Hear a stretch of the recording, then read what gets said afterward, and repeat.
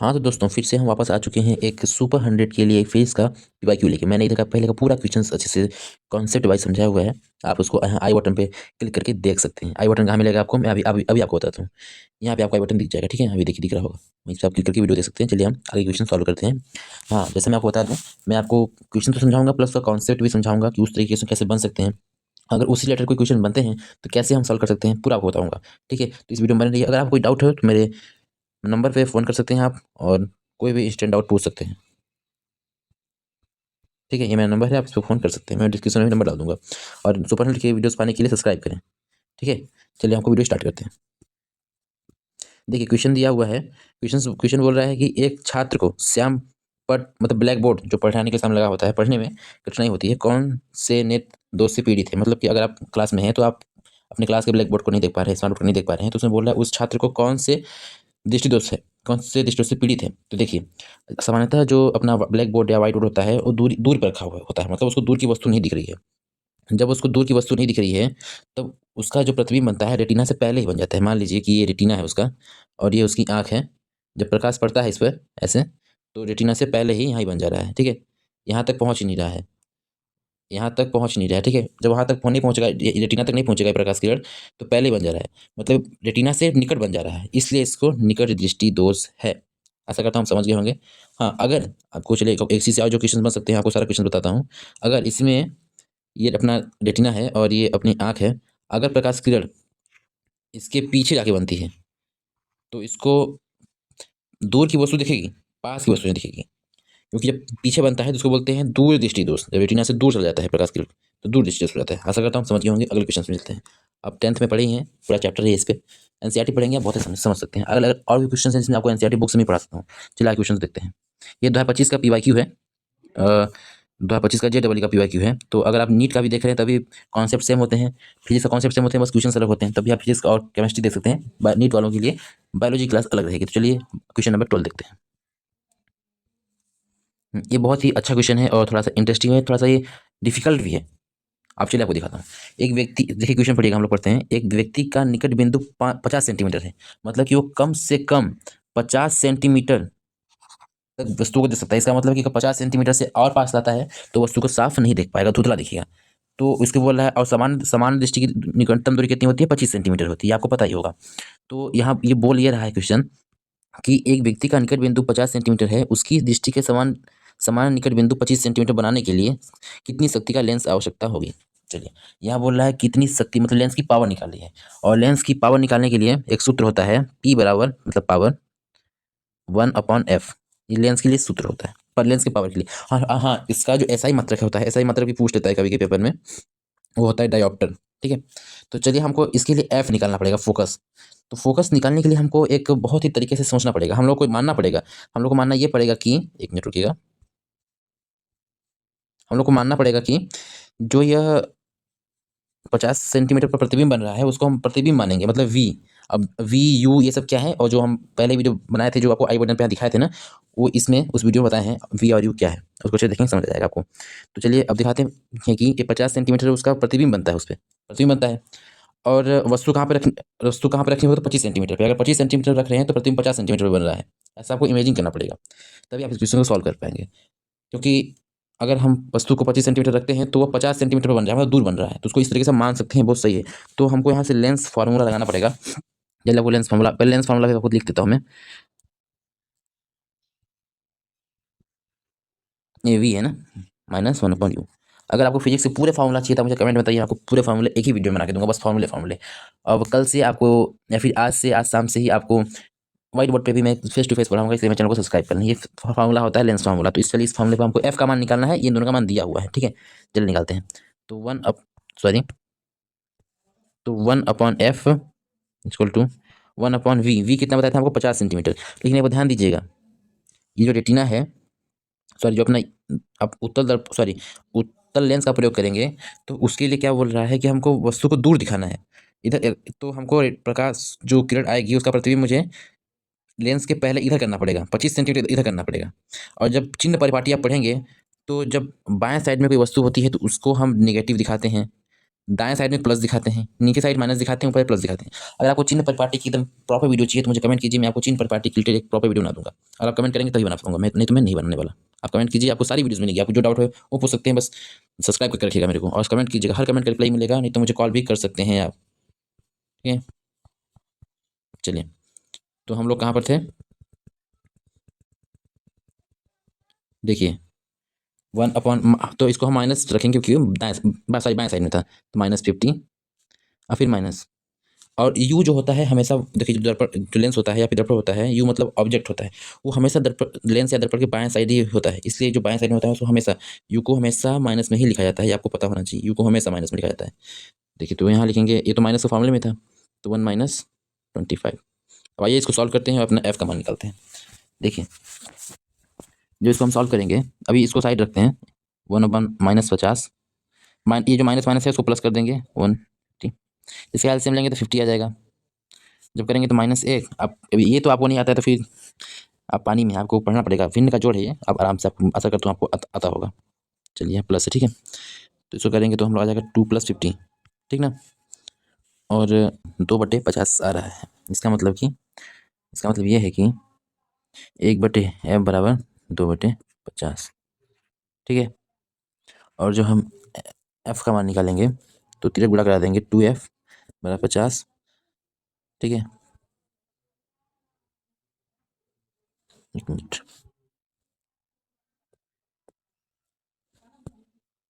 तो चलिए यहाँ पे मेरा फ़ोन लैग कर गया था, इसलिए मैं अब आपको समझाता हूँ। 1/f था, 1/f था, -50, या माइनस माइनस प्लस हो गया था ना, 50 एलसीएम आया था, -1 + 2। अच्छा हाँ, देखिए यहाँ पर 1/50 था तो मैं 2 लिख दिया था, तो यहाँ पे गलत हो गया था ना, इसलिए यहाँ पे देखिए इसको बराबर लेते हैं, 50 लिखा है, देखिए 1/f = 1/50, f = 50, ठीक ना, ये आप जानते हैं। अब ये सेंटीमीटर में है, जो अपना पावर वाला लेंस सूत्र होता है उसमें आपको बताया था, पावर का सूत्र होता है 1/f होता है, इसमें जो इसकी फोकस होती है वो मीटर में ली जाती है, ठीक है। तो जो 50 सेंटीमीटर है उसको मीटर में बदलने के लिए 100 से भाग दे देंगे, तो 2 जीरो लगा है तो 1 और 2, 0.5 मीटर उसका आंसर होगा मीटर में। चलिए लेंस का जो पावर का सूत्र है P = 1/f, इसको रखते हैं। ये कितना होगा पता है, भाग करके देख लीजिए आप, 2 इसका राइट आंसर हो जा रहा है, और 1 कट जाएगा 2, तो इसका आंसर 2 डायोप्टर आएगा, 2D राइट आंसर इसका। चलिए आगे बढ़ते हैं क्वेश्चन। यदि प्रिज्म से श्वेत प्रकाश गुजरे तो सबसे अधिक विचलन होने वाला रंग कौन सा होगा। चलिए अब जो प्रिज्म होता है, आपको प्रिज्म बना समझाता हूँ किस तरीके से काम करते हैं। मान लीजिए 3D प्रिज्म है, श्वेत प्रकाश इधर से आया और ये यहीं से 7 रंगों में विभक्त हो जाता है, 1 रंग, 2 रंग, 3 रंग, 4 रंग, 5 रंग, 6 रंग, 7 रंग, ठीक है। तो इसका क्रम से विभाजित, यहाँ इसका एक क्रम से विभाजित होते हैं, इसको ये जो क्रम है स्पेक्ट्रम, इसको जो विभक्त होते हैं इसको स्पेक्ट्रम बोलते हैं, ठीक है। तो क्रम से विभाजित होते हैं, जो देखिए यहाँ पे बैगनी होता है, जामुनी, नीला, यहाँ पे नीला होता है, नीला, हरा, पीला, नारंगी, लाल। तो देखेंगे आप लाल आया है उसका बहुत कम विचलन हुआ है, लेकिन जो बैगनी है वो ज़्यादा कोण बना के मुड़ा हुआ है, ठीक है। इसलिए जो बैगनी, जामुनी, नीला, हरा, पीला, नारंगी, लाल होता है वो क्रम होता है, मतलब इधर नीचे से देखेंगे तो उसका अधिक विचलन होगा, इसका तरंग दैर्घ्य भी सबसे कम होगा। और जो रेड कलर है उसका बहुत कम विचलन होता है, उसका तरंग दैर्घ्य बहुत ज़्यादा होता है, ठीक है। तो इसको याद करने की आपको ट्रिक बताता हूँ क्रम से। तो बैगनी का सबसे अधिक होता है, लाल का सबसे कम होता है, और बीच में क्रम है, इसको आप याद कर सकते हैं। इन क्रम को याद करने के लिए आपको मैं बताता हूँ, आप बहुत अच्छे से बुक में भी दिया हुआ है ट्रिक, पर मैं आपको अपनी ट्रिक बताता हूँ। ये ट्रिक नहीं है, याद ही करा सकते मेरा ट्रिक है। देखिए बैगनी पहले लिख लेते हैं, जामुनी, नीला, हरा, पीला, नारंगी, लाल। ऐसे पढ़िए इसको, बैगनी, जामुनी, नीला, हरा, पीला, ऐसे पढ़िए, बैगनी जामुनी, नीला, हरा, पीला, नारंगी, लाल, बैगनी जामुनी, नीला, हरा, पीला, नारंगी, लाल, बैगनी जामुनी, नीला, हरा, पीला, नारंगी, लाल, बैगनी जामुनी, नीला, हरा, पीला, नारंगी, लाल। इसको रटते रहेंगे, याद हो जाएगा। मैंने इसको ऐसे याद किया था। चलिए आगे चलते हैं। तारों को टिमटिमाना किस कारण से होता है, मतलब जो तारे आसमान में आप देखते हैं वो टिमटिमाते हैं, उसका रीजन पूछ रहा है। आपने क्लास 10th में जो प्रकाश वाला चैप्टर था उसमें प्रकाश का अपवर्तन सुने होंगे। जब तारों की रोशनी जो होती है वायुमंडलीय परतों से जब आती है तो उनका अपवर्तन होता जाता है, वो अपने मार्ग से विचलित होती जाती है, और वह कभी अविलोम से दूर जाती है, कभी अविलोम के पास आती है, ऐसा करती आती है। तो उसके बीच में, उसके प्रकाश के बीच में, तरंग दैर्घ्य के बीच में रुकावटें आती हैं, फिर रुकावटें खुल जाती हैं। उस बीच प्रकाश का किरण जो होता है वो रुक रुक के आता है। इस कारण से प्रकाश की किरण जो होती है हमको चमकीती हुई टिमटिमाती हैं। और इसमें दिया हुआ है क्वेश्चन में, देखिए क्वेश्चन में दिया हुआ है कि वायुमंडल की विभिन्न परतों के कारण अपवर्तन, जो भी आपको पता है ना, विभिन्न परतों होती हैं, टकराक आती हैं, तो अपवर्तन हो जाता है उसका। इसी कारण से तारों का टिमटिमाना होता है। चलिए आगे चलते हैं। यदि कोई चालक 1 एम्पियर धारा को अगर कोई चालक है, अगर वो 1 एम्पियर धारा को 2 मिनट तक वहन करता है, तो उसमें कितनी आवेश प्रवाहित होंगे। चलिए, ये आपके जो विद्युत वाला चैप्टर है उसके पहले ही टॉपिक में एक सूत्र आपने पढ़ा होगा। जो सूत्र इसका आता है, कितनी क्या लिखा है, आवेश प्रवाहित होती है। तो आप एम्पियर की या मतलब विद्युत धारा की परिभाषा क्या होती है? विद्युत प्रवाह के दर को धारा कहते हैं, ठीक है। अब इसमें से हमको दिखाना है कि क्या क्या गिवन है। ये सूत्र है, आपको याद होना चाहिए। हाँ, जो टी होता है हमेशा सेकंड में लिया जाता है, क्योंकि जब भी कोई सूत्र लेते हैं तो उसके एसआई मात्रक का उपयोग करते हैं। टी का एसआई मात्रक होता है मतलब समय का सेकंड, जो होता है अपना ये आवेश का, उसका होता है कूलॉम, विद्युत धारा का एम्पियर, ठीक है। तो इसमें देखते हैं क्या क्या दिया हुआ है। एम्पियर दिया हुआ है, सॉरी आई दिया हुआ है 1 एम्पियर, समय दिया हुआ है टी दिया हुआ है 2 मिनट, ध्यान रखिएगा मिनट दिया हुआ है, क्यू निकालना है, ठीक है। तो सबसे पहले 1 एम्पियर 1 एम्पियर है, तो 1 = क्यू निकालना ही है। टी टी दिया है अपने को 2 मिनट, पर 2 मिनट में हमको सेकंड करना होगा, तो 1 मिनट में 60 सेकंड में 2 मिनट में 60 से गुणा करा देंगे। अब इसका इस पूरे का इधर गुणा करा देंगे, अब बच नीचे कुछ नहीं, इधर इसे गुणा करा देंगे, मतलब कि ऊपर नीचे गुणा करा देंगे, तो हमारे पास मिलेगा, बता रहा हूँ आपको, 1 मिनट रुकिएगा, 2 × 60, और इधर क्या रहेगा पता है आपको? क्या रहेगा? क्यू, मतलब कि आवेश। गुणा कराने पर क्यू बराबर हो जाएगा 120। देखिए, अब इसका ऐसा ही मतलब होता है कूलॉम, इसलिए इसका answer 120 Coulomb is right answer of this question. चलिए आगे चलते हैं। अगले क्वेश्चन में देखते हैं, अगर किसी श्रेणी परिपथ के सभी घटकों में निम्नलिखित में से कौन सी भौतिक राशि समान रहती है? श्रेणी क्रम में बोल रहा है, ध्यान रखिएगा। सीरीज जिसको बोलते हैं, कि जैसे ये ए ओम का रेजिस्टेंस है और ये बी ओम का रेजिस्टेंस है, इसको से जोड़ दें, यहाँ एक सी ओम का रेजिस्टेंस है, ठीक है। तो इसके पूछे कौन सी भौतिक राशि जो होती है वो समान रहती है। इस केस में क्या होता है, इसमें हम लोग को वोल्टेज जो होती है, वोल्टेज विभक्त हो जाती है, मतलब कि जो वोल्टेज का सूत्र होता है IR, 1 मिनट रुकिएगा ना, आपको करके दिखाता हूँ कैसे समान रहती है। जो IR होता है, ये R टोटल है यहाँ, तो IR1 और यहाँ IR2 प्लस IR2, वोल्टेज हो रहा है, वोल्टेज विभक्त हो रहा है ना इसमें, V = IR होता है, ठीक है, बताना चाहिए, वोल्टेज विभक्त हो रहा है यहाँ पे, ठीक है, प्लस IR3।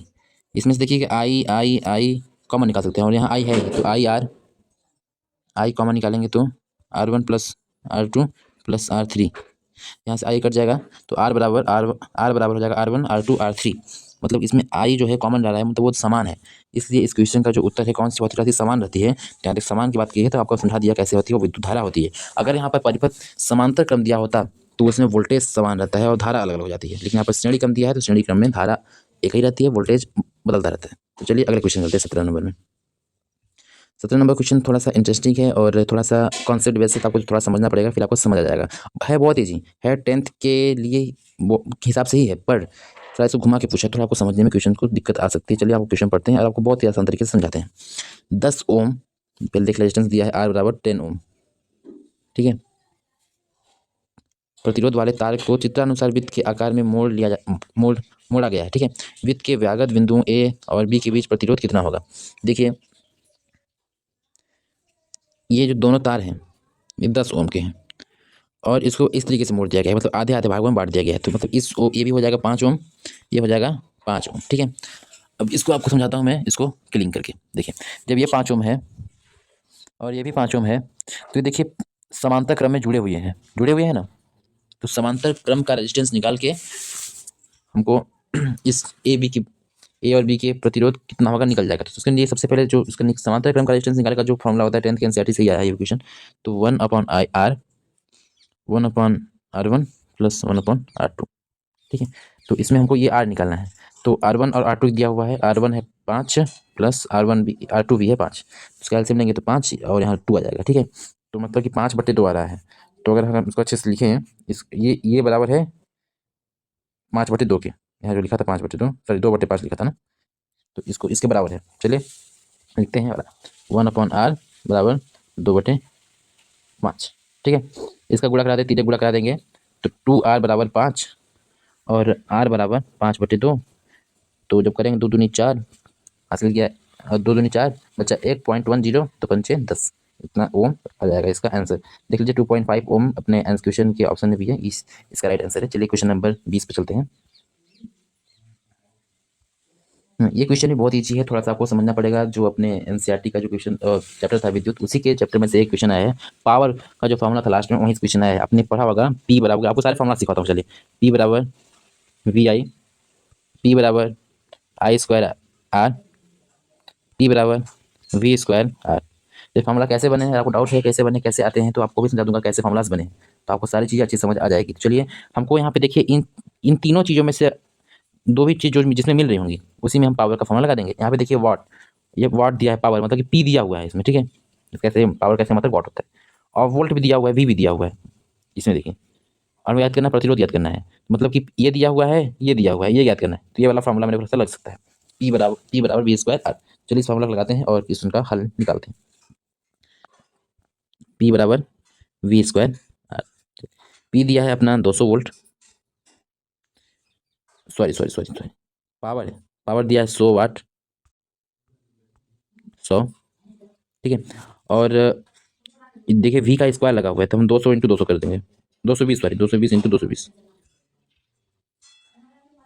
अब बटे आर प्रतिरोध। ठीक है, इसका जब तीनों गुणा कर देंगे तो आर को ऊपर भेज देंगे, 100 को नीचे भेज देंगे। चलिए वो करते हैं, वो भी करके देखते हैं एक बार। आर बराबर 220 इंटू 220 100। अगर आपको कोई भी दिक्कत हो, कहीं पर भी कैलकुलेशन में भी दिक्कत हो, तो आप मुझे जब चाहे तब इस नंबर पे कॉल करके अपना डाउट पूछ सकते हैं। ठीक है, इस नंबर पे फ़ोन करके आप कोई भी डाउट अपना पूछ सकते हैं। आपकी जब इच्छा हो तो आप इस नंबर पे फ़ोन करके अपना डाउट पूछ सकते हैं। ठीक है,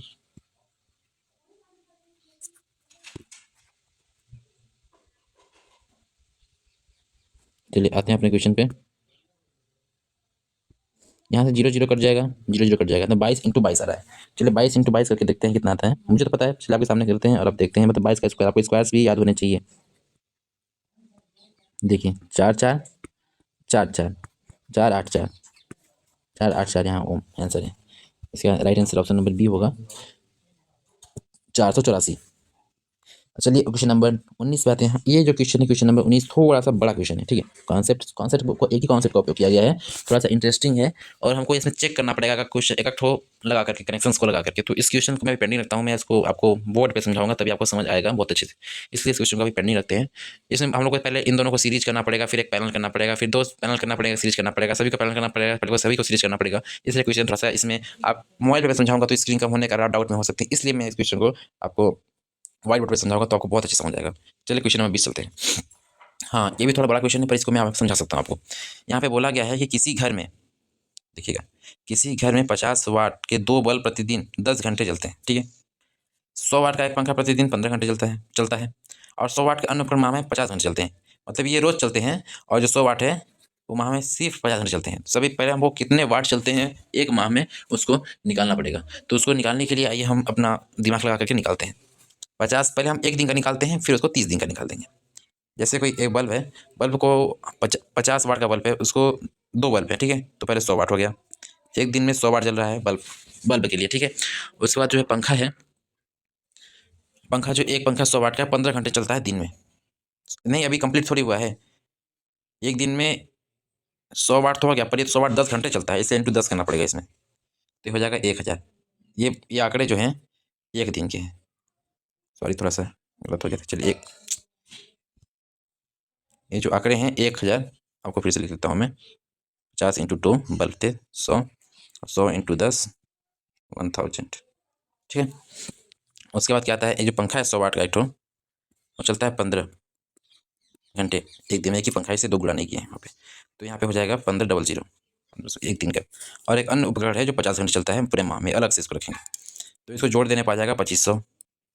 2500, ठीक है। अब ये एक दिन का 2500 आया है, गुणे 30 करना पड़ेगा, तो 25 से कम 25, 25 दूनी 50, 25 तियाँ 75, ऐसे 00 1 30 0। ठीक है, और इसमें 50 और जोड़ सकते हैं अपन। जगह कम पड़ रही है। चलिए मैं आपके 2 क्वेश्चन जो है ना, जगह कम पढ़ने के कारण आपको नहीं समझा पा रहा हूँ, इन 2 क्वेश्चन को पेंडिंग रखते हैं अपन और व्हाइट बोर्ड पे समझेंगे अच्छे से। चलिए क्वेश्चन नंबर 21 चलते हैं। ये बहुत ईजी क्वेश्चन है। यहाँ पे मैं सारे क्वेश्चन नहीं समझा पा रहा हूँ, इसके लिए मुझे तहे दिल से माफी चाहता हूँ, क्योंकि इसमें स्क्रीन छोटी पड़ रही है ताकि मैं सारे क्वेश्चन समझा सकूँ। इसलिए चलिए क्वेश्चन नंबर 21 देखते हैं और क्या ये कहता है उसको भी अच्छे से समझ के क्वेश्चन को हल करते हैं। हल क्या, इसमें तो बताना है निम्नलिखित में से कौन सा इकाई संयोजन सही है, सही पूछ रहा है, मतलब 3 गलत है 1 सही है, तो उसमें से हमको वो छाट के बताना पड़ेगा। देखिए यहाँ पे दिया हुआ इकाई दी हुई है 1 प्रति इकाई और इसका ऐसा ही मात्रक दिया हुआ है, समझ आ रहा है, तो उसको कौन सा सही है निकालना है। जैसे वोल्ट का जो सही मात्रक होता है, जो वोल्ट का सही मात्रक होता है वो क्या होता है, वी यानी वोल्ट ही होता है। मतलब ये वोल्ट जो होता है किसका सही मात्रक है, विभवांतर का है, ठीक है। और एम्पियर किसकी है, धारा की है, धारा आई, ठीक है। शक्ति का वाट है, ये बहुत ये सही है, शक्ति का वाट है, इसे क्वेश्चन सही है। विद्युत धारा का क्या होता है, विद्युत धारा का एम्पियर होता है, ये ध्यान रखिएगा। ओम किसका होता है, प्रतिरोध का होता है, इसका प्रतिरोध का। कूलम किसका होता है, आवेश का, क्यू का, ठीक है। इसलिए शक्ति का वाट होता है, इसलिए ये राइट आंसर सही होगा। निम्नलिखित में से कौन सी स्थिति में किसी कुंडली में विद्युत धारा प्रेरित नहीं होगी, यहाँ पूछा है कि इस स्थिति में विद्युत धारा प्रवाहित नहीं होगी, तो इसके लिए एक फेराडे, आप जानते हैं नहीं जानते होंगे, फेराडे दसवीं में है ही नहीं, फेराडे करके एक साइंटिस्ट हैं, उन्होंने एक नियम दिया था। उन्होंने नियम ये दिया था कि अगर कोई कुंडली है और चुंबकीय क्षेत्र है, वह तभी विद्युत धारा प्रवाहित करेंगे जब उसके ध्रुव में परिवर्तन होंगे, जब उसके पल्क में परिवर्तन होंगे, तभी विद्युत धारा प्रवाहित करेंगे। चलिए आपको दिखाते हैं कि इसमें कैसे विद्युत धारा प्रवाहित नहीं हो रहा है, क्योंकि इसमें उसके चुंबकीय क्षेत्र या ध्रुवों में परिवर्तन नहीं हो रहा है। चलिए देखते हैं। देखिए सबसे पहले चुंबक कुंडली से दूर ले जाएंगे। जैसे मान लीजिए कुंडली है, ये कुंडली है, ठीक है, और इसके ऐसे चुंबक के पास लाएंगे, दूर ले जाएंगे, तो इसका मान लीजिए साउथ पोल है, ये नॉर्थ पोल है, इसका नॉर्थ है, साउथ है। इधर से चुंबकीय क्षेत्र लगेगा, इधर चुंबकीय क्षेत्र लगेगा। जब इसको हम दूर और पास करेंगे तो यहाँ के जो क्षेत्र हैं इसके बदलते रहेंगे, इधर से इधर, ठीक है। और कुंडली को धकेलते हैं, मतलब कि जहाँ पे आप चुंबक को आगे पीछे कर रहे थे वहाँ पे कुंडली को आगे पीछे करेंगे। और डी का देखते हैं, डी में कैसे हो रहा है। एक समान अनंत चुंबकीय क्षेत्र में कुंडली को घुमाना, जब ये तो होगा, ये तो सर्वाधिक प्रसिद्ध है। अगर जो कुंडली है और उसको ऐसे कुंडली है और चुंबकीय क्षेत्र यहाँ इसके अंदर है, कुंडली को ऐसे घुमाएंगे अगर रोटेटेड में हम, तो ऑफकोर्स बात है ध्रुव बदलेंगे, इसका नॉर्थ का साउथ, साउथ का नॉर्थ होगा। लेकिन यहाँ पे ट्विस्ट ये आता है, अगर कुंडली है ऐसे चुंबक की रखा हुआ, इसको आगे पीछे करेंगे ऐसे ऐसे, तो उसके इसका नॉर्थ है, इसका साउथ है, इसका साउथ है, इसका नॉर्थ है, तो आगे पीछे करेंगे तो क्या परिवर्तन होगा, कुछ परिवर्तन नहीं होगा। इसलिए इसमें से फैराडे का जो नियम है उसके हिसाब से यहाँ पे विद्युत प्रवाहित नहीं होगी। चलिए आगे चलते हैं। क्वेश्चन नंबर 23, धारावाही चालक को चारों ओर चुंबकीय क्षेत्र की तीव्रता निर्भर करती है। कोई तार है, आपके जो घर में इलेक्ट्रिसिटी तार है उसमें भी विद्युत धारा प्रवाहित करने पर चुंबकीय क्षेत्र उत्पन्न होता है, लेकिन वो उतना प्रबल नहीं होता है कि जिससे उसका असर हो सके। और आप खुद सुई से चेक कर सकते हैं, पर ये घातक है, इसको घर पे ट्राई ना करें। जो विद्युत धारा ये तार है, चलिए इसमें से मैं आई करंट दे देता हूँ, ठीक है। अभी आई करंट आ गया, ठीक है। चालक की सामग्री पर, ये चालक की जो सामग्री है, मान लीजिए कॉपर का है, एल्यूमिनियम का है, चांदी का है, सोना का है, वो डिपेंड करता है, तो उससे चुंबकीय क्षेत्र पर प्रभाव नहीं पड़ता है।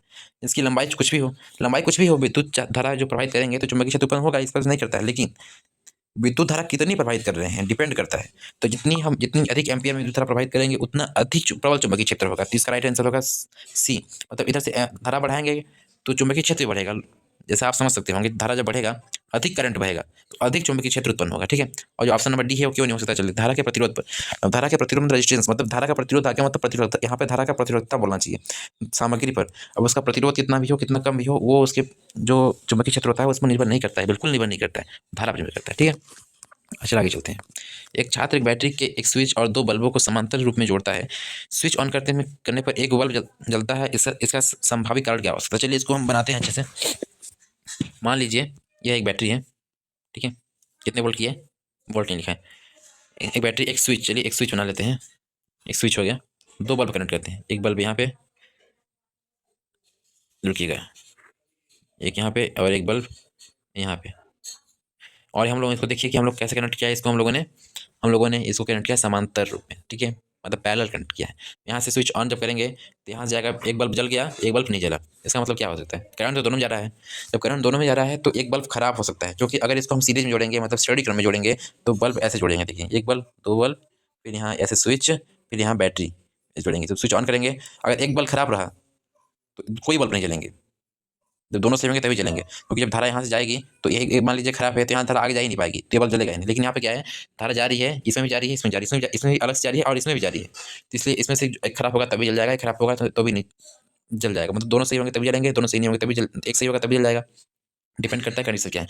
तो यहाँ पे क्या बोला है, हम जोड़ते हैं इसको समांतर क्रम में, तो एक खराब होगा तभी समांतर क्रम की वायरिंग जो होती है अपने घर की जो वायरिंग होती है एकदम उसी की तरह होती है। क्योंकि आप देखे होंगे अगर आपके घर के पंखा जल जाए तो आपकी लाइट बंद नहीं होती है, या फिर लाइट जल जाए तो पंखा बंद नहीं होता है, चलता है, क्योंकि समांतर क्रम में जुड़ा होता है। समांतर क्रम में कोई भी एक चीज़ जल जाती है तो और भी चीज़ें जलती हैं। लेकिन अगर वहीं पर ऐसा होता है कि एक चीज़ें जल एक अगर हम श्रेणी क्रम में जोड़ दें तो एक चीज़ें अगर जल जाए तो दूसरी वस्तु नहीं जलेगी। कुछ इस प्रकार से है, तब समझ सकते होंगे। चलिए आगे क्वेश्चन चलते हैं। किसी लंबी सी परिनालिका में धारा प्रवाहित करने पर इसके दोनों सिरों पर एन तथा एस ध्रुव बन जाते हैं। निम्नलिखित में से कौन सा कारण असत्य है? चलिए अब जब कुंडली है, परिनालिका है, चलिए इसको हम परिनालिका से समझते हैं, कुंडली से समझ लेते हैं। धारा प्रवाहित करेंगे तो यहाँ साउथ बन जाएगा, नॉर्थ बन जाएगा। ठीक है, ये बोल रहा है इसमें से कौन सा कथन असत्य है, इनकी प्रॉपर्टीज दिया गया है। चलिए पढ़ते हैं, पता चल जाएगा हम लोग को। हाँ, परिनालिका के भीतर क्षेत्र रेखाएं सरल रेखाओं के रूप में होती हैं जो यह निर्दिष्ट करते हैं कि परिनालिका के भीतर बिंदुओं का चुंबकीय क्षेत्र समान रहता है। देखिए जो परिनालिका होती है, चुंबकीय क्षेत्र ऐसे निकलता है, ठीक है, ऐसे। तो बाहर तो चुंबकीय क्षेत्र अलग अलग रहता है लेकिन बीच में समान रहता है, वही बोला गया है। भीतर चुंबकीय बिंदुओं का चुंबकीय क्षेत्र समान रहता है, बात सत्य है, गलत है नहीं। परिनालिका के भीतर उत्पन्न प्रबल चुंबकीय क्षेत्र का उपयोग चुंबकीय पदार्थ को नर्म लोहा टुकड़े को, हाँ ये क्वेश्चन ये बोल रहा है कि अगर परिनालिका है इसके अंदर नर्म लोहा रख दें और विद्युत धारा प्रवाहित करें तो जो नर्म लोहा है वह एक चुंबक के भांति कार्य करने लगेगा। ये आप घर पे कर सकते हैं, बहुत ईजी है, ये बात सत्य है, क्योंकि इस जो चुंबकीय क्षेत्र के गुण हैं इस नर्म लोहा में आ जाते हैं। परिनालिका के संबंध चुंबकीय क्षेत्र का पैटर्न छड़ चुंबक के चारों ओर चुंबकीय क्षेत्र पैटर्न के भिन्न होता है। नहीं, जो ये छड़ चुंबक होता है अपना साउथ और नॉर्थ, इसका जो चुंबकीय क्षेत्र होता है और ये जो होता है साउथ और नॉर्थ बिल्कुल समान रहता है, इसमें कोई परिवर्तन नहीं होता है। ठीक है, भिन्न होता है जो बोल रहे हैं वो गलत हो जाएगा। ऑप्शन नंबर डी देखते हैं, परिनालिका के भीतर प्रवाहित दिशा उत्क्रमित करने पर, हाँ ये बोल रहा है, ये बात सत्य है।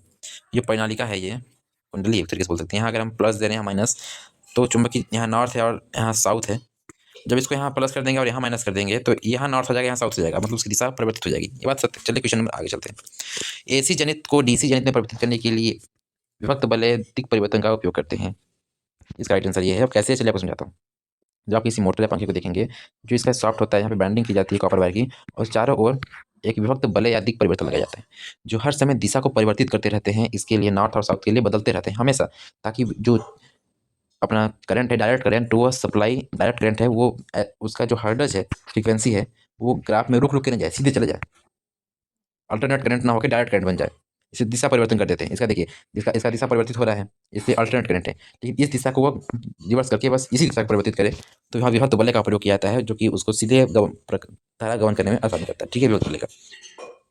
चलिए क्वेश्चन नंबर 27 पे आते हैं।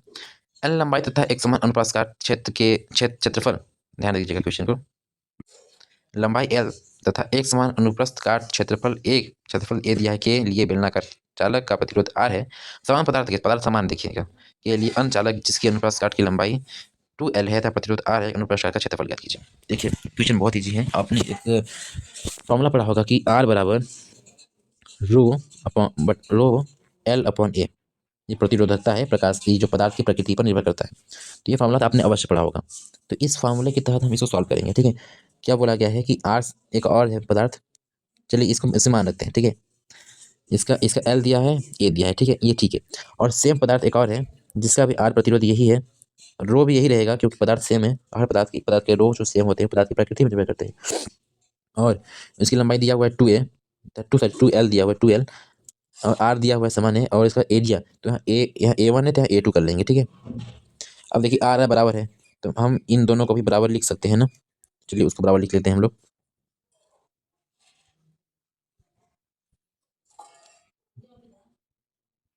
ठीक है, अब पीस ये रो से रो कट जाएगा।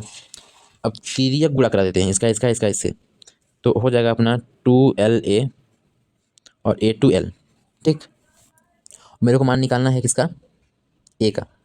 जब ए का मान निकालना है तो बाकी सबको इधर हम पक्षांतरण कर देंगे, तो ए बराबर हो जाएगा A2L और 2L। ठीक है, एल से एल कट जाएगा, फिर आ रहा है मेरे पास ए बराबर A2/2, इसका इधर फिर से गुणा करा देंगे पर हम अगर, तो हो जाएगा A2, तो देखिएगा 2A A2, तो 2A हमारे पास एरिया आ रहा है इसके बराबर है, 2A ऑप्शन में है मेरे, इसलिए इसके राइट आंसर हो जाएगा। डाउट हो तो मुझे कॉल कर लीजिएगा, कमेंट कर लीजिएगा। क्वेश्चन अगला है किसी विद्युत परिपथ में 1 ओम तथा 3 ओम की दो परिपथ 8 वोल्ट की बैटरी का श्रेणी क्रम में संयुक्त किए जाते हैं, तो 3 ओम प्रतिरोध द्वारा 5 सेकंड में कितनी ऊष्मा क्षय होगी। चलिए, ऊष्मा क्षय होगी मतलब कि मेरे को ये पूछा है H हीट, तो इसके लिए मुझे क्या चाहिए होता है, इसका सूत्र होता है V, सॉरी रुकिएगा,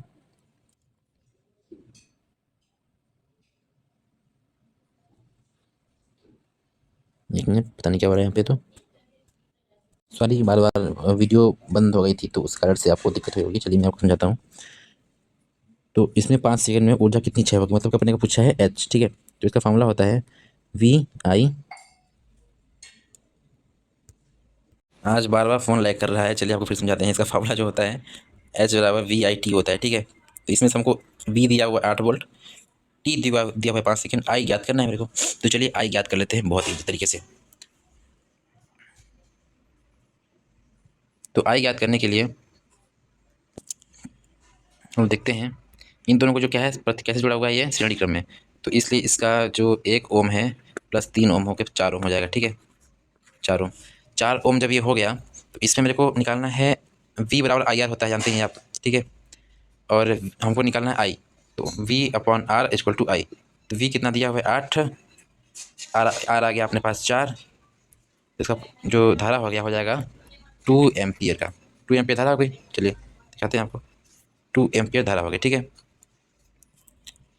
अब H बराबर एक और सूत्र होता है I²RT, ठीक है। एक I²RT का और फॉर्मूला होता है, जिस फॉर्मूले से इसको सॉल्व, मतलब फॉर्मूले कई होते हैं, जो मेरे को पहले वाला फॉर्मूला दिखा था उस फॉर्मूले से मुझे नहीं लगा कि उसमें सारी प्रॉपर्टीज नहीं आ रही हैं, तो इसलिए इस वाला फॉर्मूला लगा रहा हूँ।